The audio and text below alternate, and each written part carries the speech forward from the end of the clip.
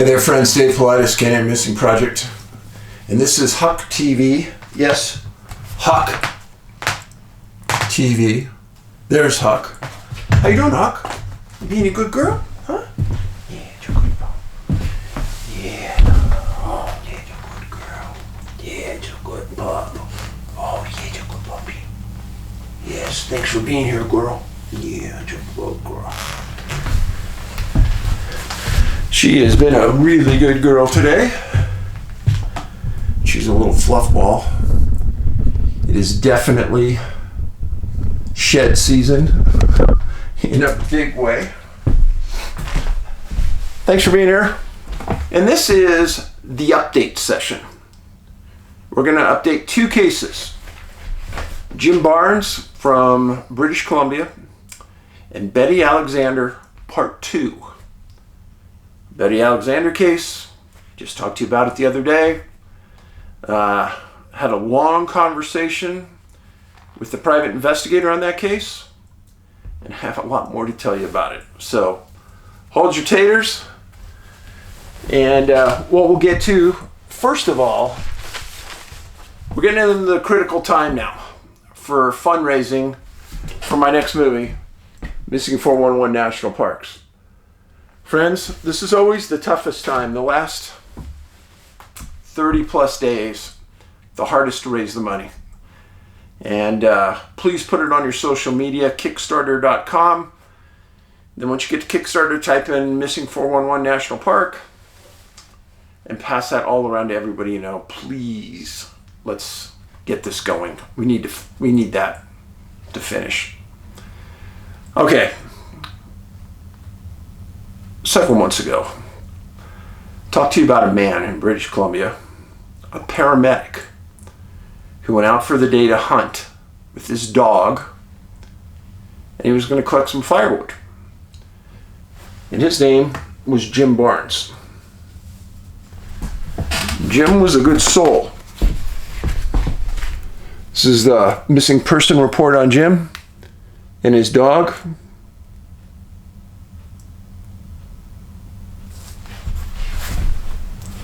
Jim disappeared October 18th, 2024 during deer season out there in British Columbia. He worked in a city called Fort St. John. I'm not going to go over the whole thing, but I've got to give you some of these details because they changed a lot over time. Now, his girlfriend was a lady named Michaela Sawyer, and together they raised a puppy, a golden retriever, named Murphy. That's Murph. Now Murph and Jim were best buddies.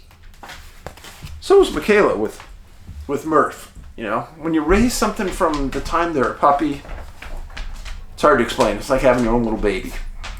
You guys know. On October 18th, Jim told Michaela that he was going to go out with Murph and collect firewood, hunt some grouse. Now, Jim's prior job, something we didn't know, was he was building a pipeline right through this area where he was going to go hunting. So he knew this area super well. Now, Fort St. John is up in this direction. This is British Columbia. Here's Vancouver down here. Down here is Washington, Vancouver Island. And then way up north, even further north than Jasper National Park, Fort St. John is up here. It's pretty isolated. Well, goes out there. Hey, what are you doing? Hey, what are you doing? You just scared the heck out of people. Don't be doing that. That scared me. Yeah. Shh. Yeah, I know you're not happy. Just hold your taters.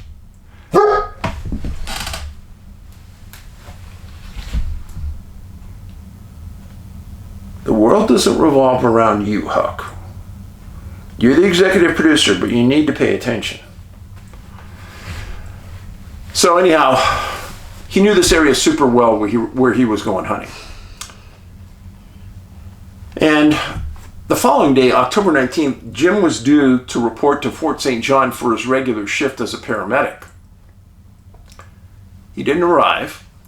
And the on-duty crew called his home to say, hey, did you oversleep or what's the story? You know, you need to come down. Michaela answers the phone. She goes, no, I thought that he was just going to go into work. They said, no, he didn't come in.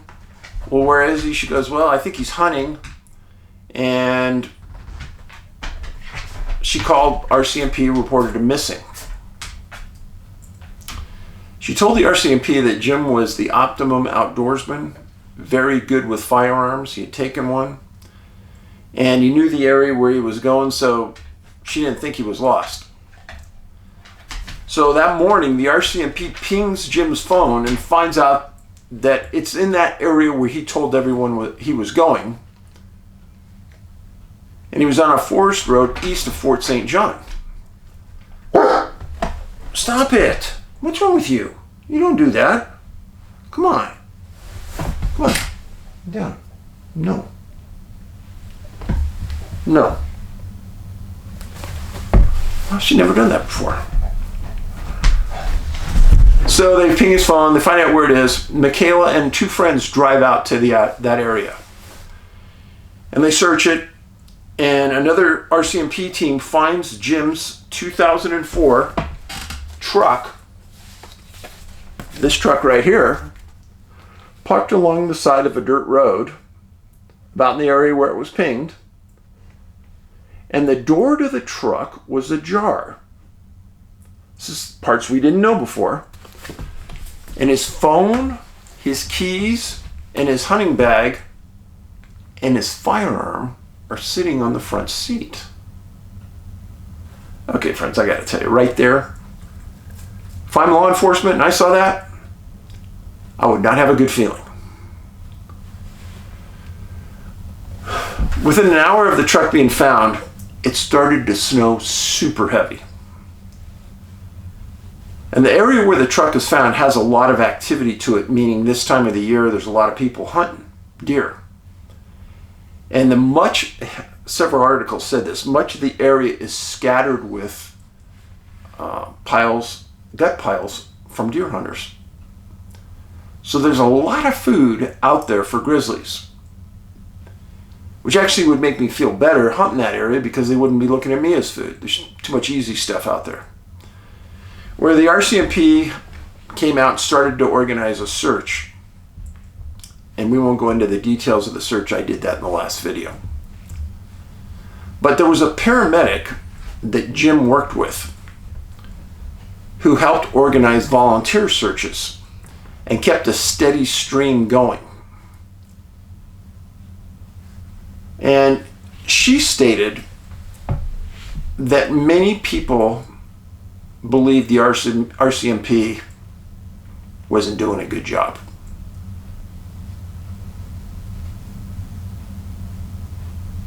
And 1.8 miles from the truck, some of the volunteer searchers found one boot print near a river with dog tracks around it, indicating it might have been Jim.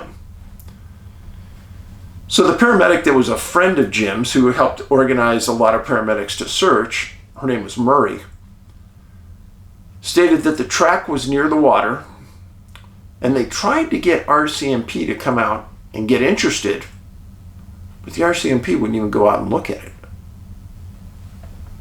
What? They wouldn't go out and look at it. And then the RCMP wouldn't put a boat in the water. What?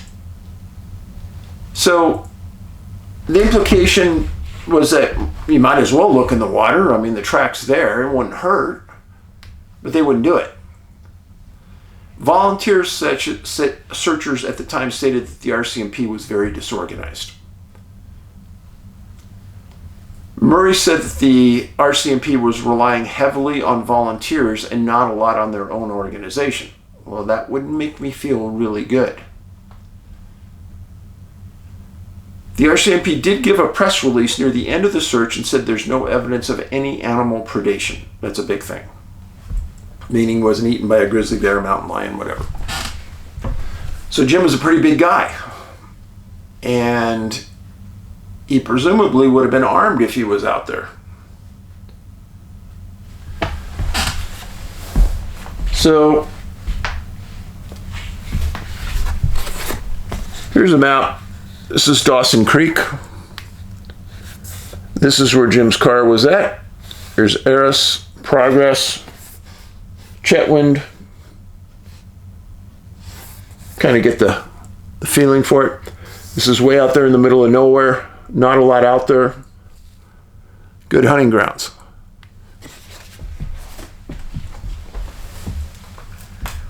Well, Murray, the person organizing the volunteer searches, stated in an interview that your mind can go crazy after you're done searching.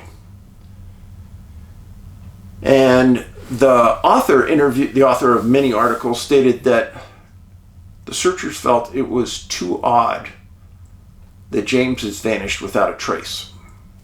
They found nothing. No clothing, no blood, nothing.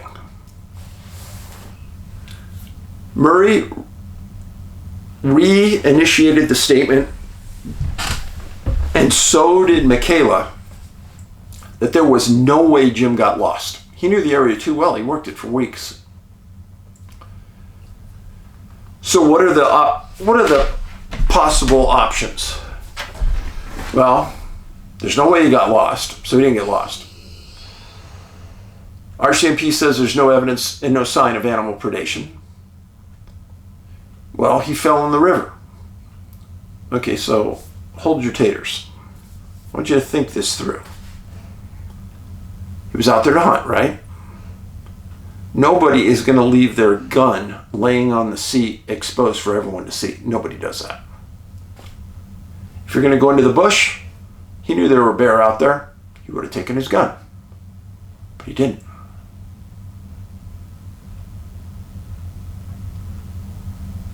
Why would he leave his door ajar? So he disappeared October 28th, 2024. Exactly 1 month later, November 28th, 2024. 75 miles from the search and rescue area, some random hikers came across an emaciated golden retriever with an injured right foot. Puncture wounds all over the body. They took a picture of the dog before they took it. I'm sorry, it was a right front paw. It's a picture. The dog looks like it's in deep trouble. People probably found it just in time.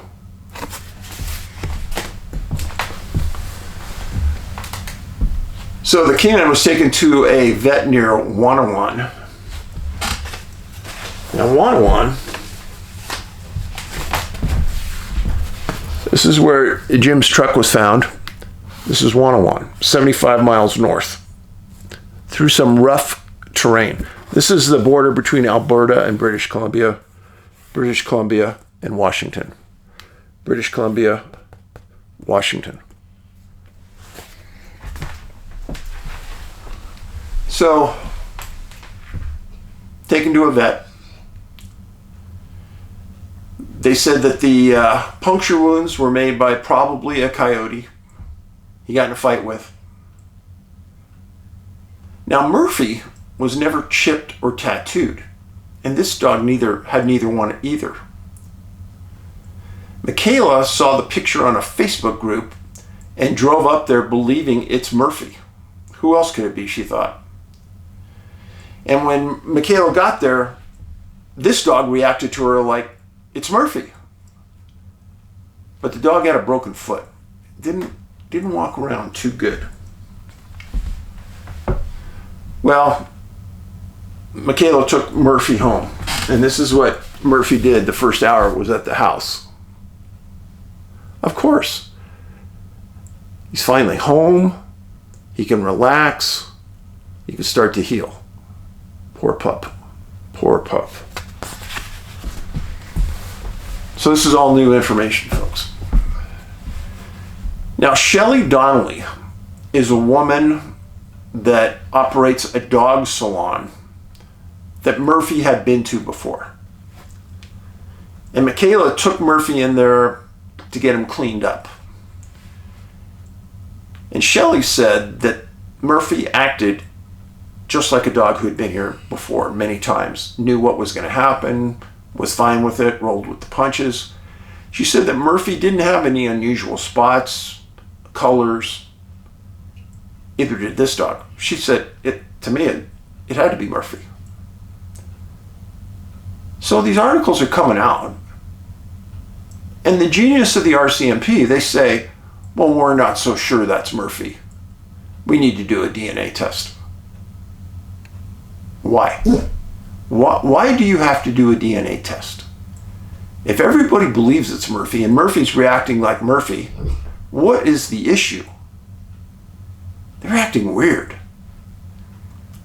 Well, the area that Murphy was found, searchers were sent into that area to search. They located nothing. But my question is, why are they going up there to search? Do they think that Jim's going to hike 75 miles through snowy bush and 10-foot snow depths? I don't think so. I don't think so. But they did anyhow. They didn't find anything. I could have told you that. So, if Murphy could talk, imagine what that pup has went through. Seriously, think about that. Losing its man, getting attacked by coyotes, having to live off the land, something it never knew.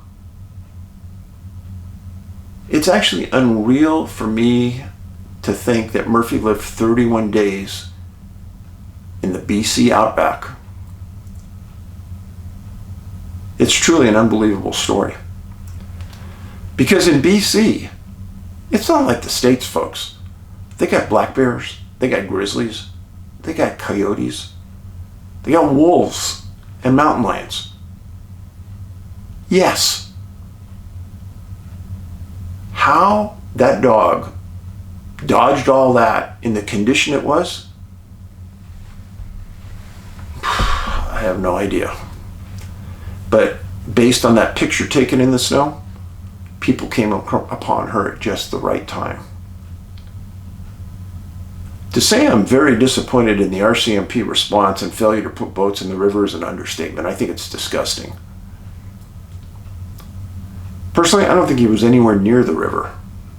He might have been at one time. He and Murph might have went down there and hunted a little bit and maybe picked up some firewood. But then he came back to the truck. I don't believe it was a criminal act. Why, Dave? Because firearms are a rare commodity in Canada. They would have been stolen. Guaranteed. And why is that? Well, first of all, to get a gun in Canada, to possess one, you got to go through special training. You got to go through umpteen dozen hoops legally to just get a rifle. It's not easy.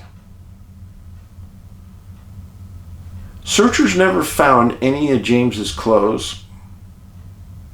Didn't drop anything that they found. The area was covered so massively that anything that should have been there would have been found. But I ask you, why would the truck door be ajar? With his keys on the seat, firearm there. Everything valuable is there, and nothing was touched. They had weather issues. Right when they find the truck, boom, it starts snowing heavy. He was obviously walking next to a river at some point, water. He was a hunter, he was a subgroup of the missing, and he was with his dog when they both disappeared. Again, to me, this is such a warm picture. What is that dog dreaming about right now, right? What's going through his mind? What happened? Was Murph even there when something happened to Jim? It's these kind of stories that really bug the heck out of me, because there's no rational explanation for any of this. I don't get it. But lately, I haven't been getting a lot of things, folks. And I say that sincerely because I did that first video on Betty Alexander, the one right before this, as a matter of fact. And in there I explained to you what happened, the factual representation of what happened, and then I gave you some ideas about some possibilities. Just for the factual basis, when I made that video and today, I have no idea what happened to Betty. But I'm going to give you some more information because I had a lengthy conversation with the private investigator that's handling the case for the last several years. And he got approval from Betty's daughter, Tanya, to tell me everything about the case. And the more I heard, the sadder it got. Again, Betty was missing on April 11th, 2019. She lived in a residential care facility alone in a house or in an apartment. So the PI's name, we'll call him John. What was his name? We played phone tag for a couple days and he was overly polite, nice, responsive, actually knew who I was. It's kind of funny. The general consensus right off the bat from John and Tanya is that Betty got abducted from her house and murdered. Kind of what we talked about before. I mean, you never know. He said that he guessed that there were somewhere between 4 and 6 police officers in Sullivan, Missouri. That's it. And they had one detective who was nearing retirement when he was working on this case. So I asked him, the first question I said is, the missing fentanyl box. She was delivered 2 boxes of fentanyl patches. When Tanya got to the house, only 1 box was there. She couldn't figure out where the other box was. And I asked him, was that other box somehow related to her disappearance? And he said, probably. And then I said, well, these cases are always about who had access to the victim. And he goes, exactly, Dave, exactly. And we talked it through together. Well, you got the people that work the maintenance at the facility. You got the house cleaner. You've got relatives and you have friends. And then he told me something that never made it out to the public. But he said, I'm clear to tell you, so I don't mind telling you, Dave, and you can use this in your video. Okay. So several days before Betty disappeared, she had a huge blow up. Somebody very close to her in the family. It was a bad blow up. It was so bad that Betty took all the pictures of this person and threw them away. Didn't want to see them. It's about as bad as it gets. Seriously. Now, when you're doing this kind of thing, all of it could lead somewhere. All of it could point a finger at possibly a suspect, or it could all mean nothing. This is the confusing part. Now, Betty also had a big diamond ring that she wore. And her husband had just died before she disappeared. And I asked him, I said, is that diamond ring still missing? He said, yeah, it's still missing. And I asked him, have you checked the pawn shops at the cities around there? He said, yeah, we have. Never turned up. I find that odd. I'm just saying, I find that odd. Why is that? Because a big diamond ring could be worth several $1,000s. And if you're going to kill somebody or abduct them, unless you're going to want to keep a trophy, most trophies aren't worth thousands of dollars. When I say trophies, there's killers out there that like to keep a memento of what they've done. I know it's weird, but they do.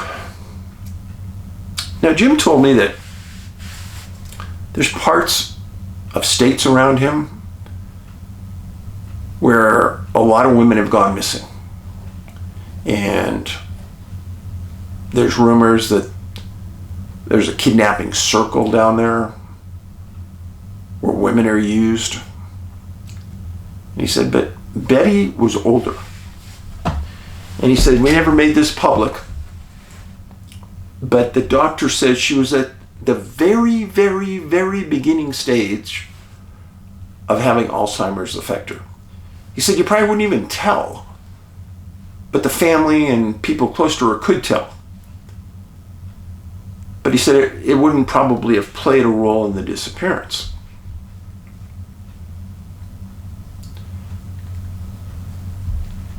I asked if Sullivan police ever used cadaver dogs to search the area around her facility. He said he didn't think so. I asked him if Sullivan PD ever used luminol on her apartment. He said no. What's luminol? Luminol is generally a spray. Spray it on walls, spray it on carpets. And whereas you may look at a wall and you won't see anything, you spray luminol on, and if blood has been on that wall, it's going to show up. Now remember, Betty's glasses were sitting on the arm of her recliner chair. Important. Her shoes were still in her apartment. So somebody had to forcibly take her out of that apartment because people said she wouldn't put feet on the ground unless she had her glasses on. Important.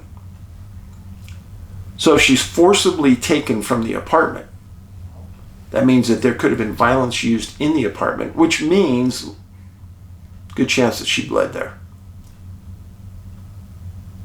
Well, John told me, this is also a weird part, that he said shortly after she disappeared, there was a flood in that apartment and all of the carpets had to be taken out and replaced. That's weird. That's quite a coincidence. I asked him if the Missouri trooper that said that he was going to help on the case had helped him or the family much. And he said the trooper has been working kind of on his own, doesn't work with me too much. Did come over to my house once and we talked about the evidence, but he said, don't hear from him much. Then I asked him if Missouri has a State Department of Investigation, kind of like Georgia Bureau of Investigation, California State Department of Justice. It's like an independent body that can go anywhere in the state to do investigations. He says Missouri does not. That is bad. Every state needs to have that because of an incident like this where the local department isn't doing anything, state needs to come in. And then I asked him if the local Sullivan Police Department has been cooperative with he and the family in giving them information about their investigation. He said no. He said they hardly will talk to me at all. That's a problem. If you're a small department and you're not making any progress on a case, don't sit there and hoard the documents. That's disgusting. Now, Betty was recently widowed. And it's a process learning to live alone when you're an older person, especially a lady. Who do you trust? Who do you not trust? As an example, let's say somebody you see working in the yard around your facility every day, a maintenance man comes over, knocks on your door, and says, hey, I'd like to come in and check on your pipes and make sure that they're not frozen or something. Do you let that man in? Nobody knows he's probably at your door. You don't want to be rude, so do you let him in? So the man comes in and he sees, oh, you have boxes of fentanyl patches. Oh, you have a purse. Oh, this, oh, that.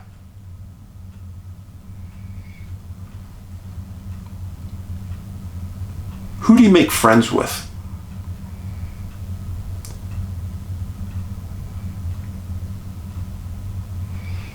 I asked John if the fentanyl box that was left behind was ever fingerprinted.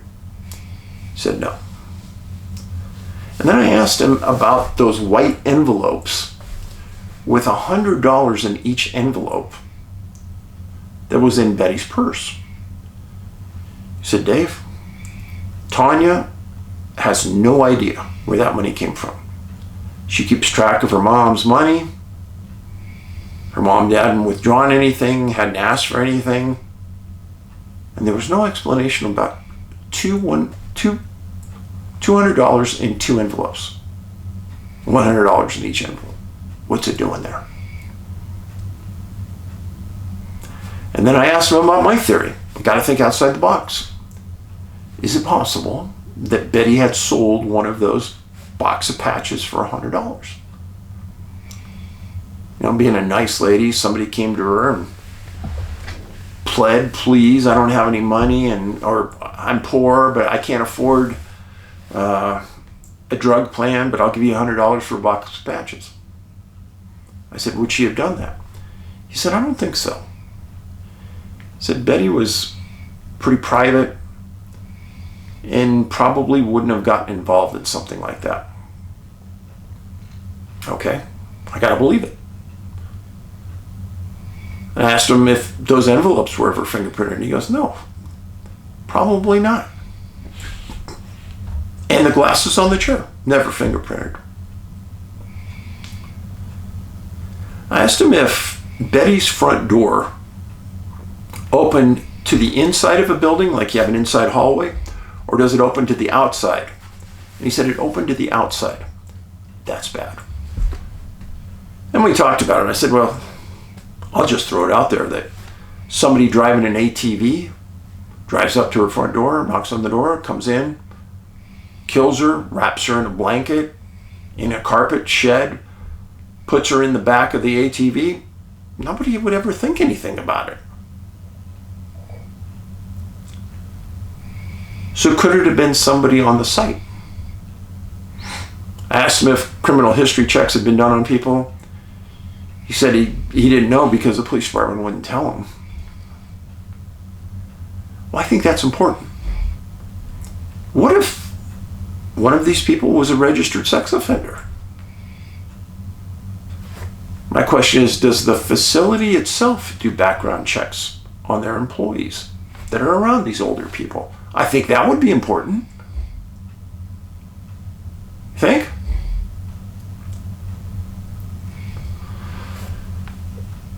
The long and the short, Betty's been missing about 5 years. Almost 6 years now, more than 6 years. Coming up on 6 years, April 11th.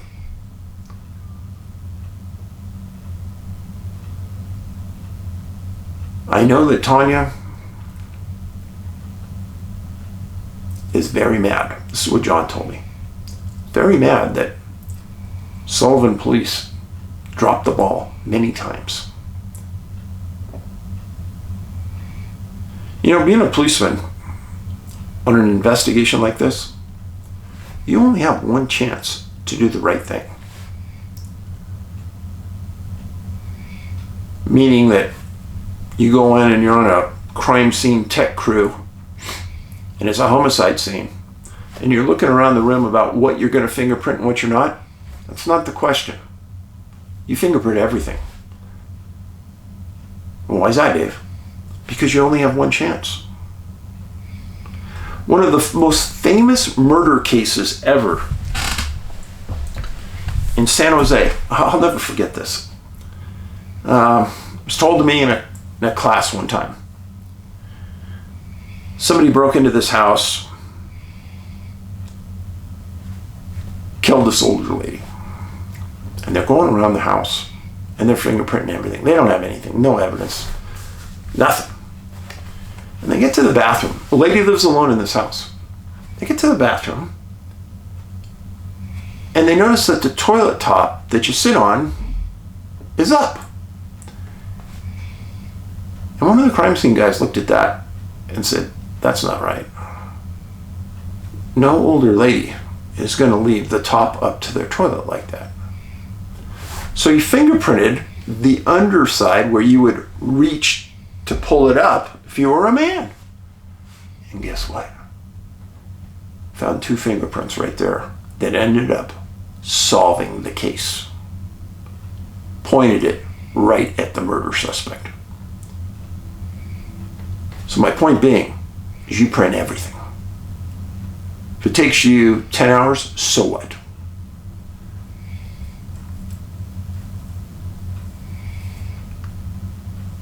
I can't tell you what the mindset was of the Sullivan detective. I can only tell you that what John told me is he wasn't very cooperative, he wasn't very thorough, and that many people are upset at him.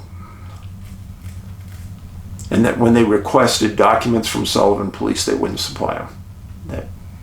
That would set me off to no end, folks.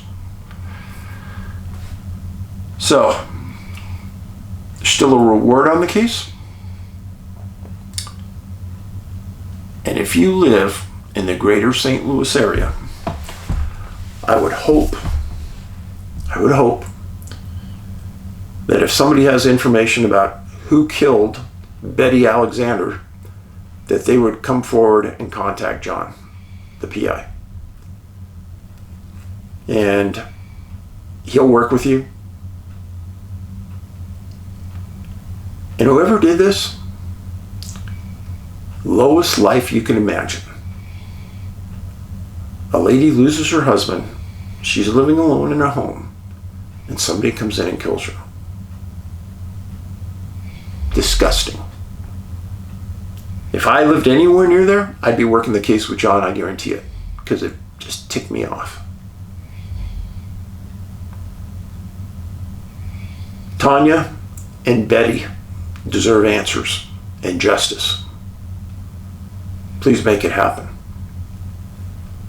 And please, I'll put the other video in the links here, in the first comment, and please spread it around. I appreciate you being here. Remember, the kindness revolution, it's real. Kindness is all around you. You just have to look. Kindness is free. Just a smile. Thanks for being here. I'm sorry that Huck was rude, crude, loud, and obnoxious. And now she was just snoring. Paulides out.